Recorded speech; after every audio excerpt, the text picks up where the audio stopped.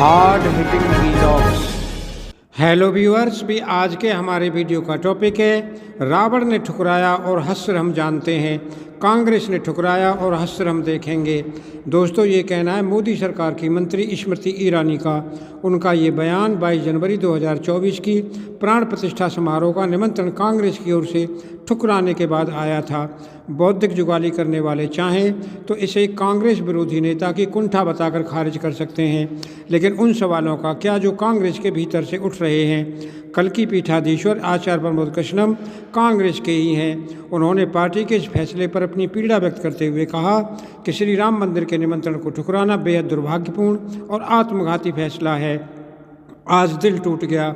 दोस्तों, जुगालीबाजों की पत्तल चाटुकार औलादें पार्टी नेतृत्व के साथ आचार्य प्रमोद कृष्णम की हालिया संबंधों का उल्लेख कर उन्हें नाराज फूफा बताकर उनकी चिंताओं को भी खारिज कर सकते हैं। अर्जुन मोढवाडिया गुजरात में कांग्रेस के विधायक हैं, राज्य के पार्टी अध्यक्ष रह चुके हैं, विधानसभा में प्रतिपक्ष के नेता रहे हैं, पार्टी के प्रवक्ता हैं।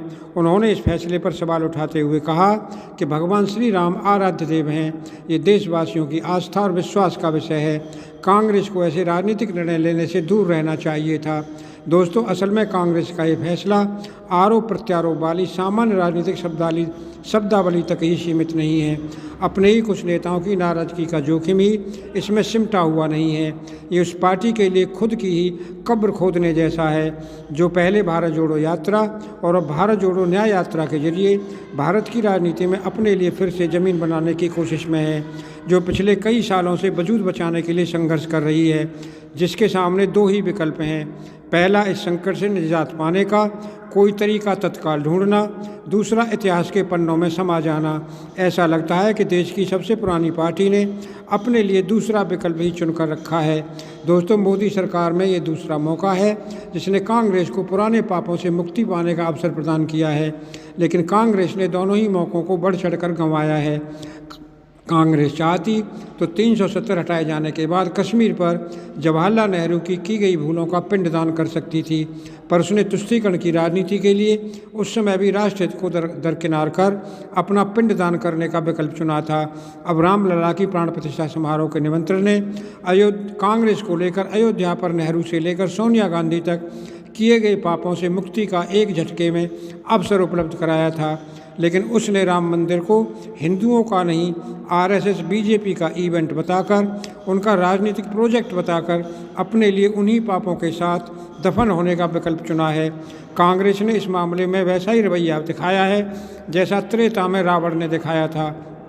समुद्र पार कर जब भगवान श्री राम ने अपनी सेना के साथ लंका के बाहर प्रभाव डाला था, तब उन्होंने भी अंगद को भेजकर रावण को पाप से मुक्ति का अवसर प्रदान किया था। इसी तरह ये जानते हुए भी कि नेहरू अयोध्या से रामलला की मूर्ति को हटवाना चाहते थे, कांग्रेस की शय पर वामपंथी इतिहासकारों ने अयोध्या को लेकर प्रपंच रचे।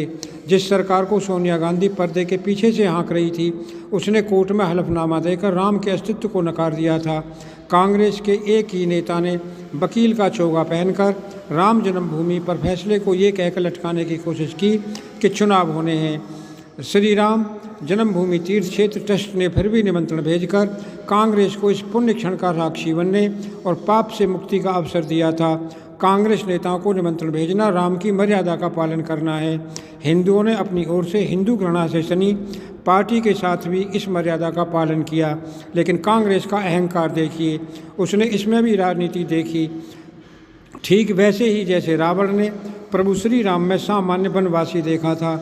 इस भूल की कीमत रावण ने केवल अपने वंश के नाश से ही नहीं चुकाई, अपने बंधु बांधवों के नाश से ही नहीं चुकाई, इसकी कीमत आज भी रावण हर साल दहन होकर चुकाता है। कांग्रेस ने अपने लिए रास्ता चुना है। गोस्वामी तुलसीदास जानते थे कि अहंकार और सनातन से घृणा करने वाले हर समय में होंगे, इसीलिए वो लिख कर गए थे, सुनहु भरत भावी प्रबल बिलख कहो मुनिनाथ, हान लाभ जीवन मरण जस अपजस विदेहात।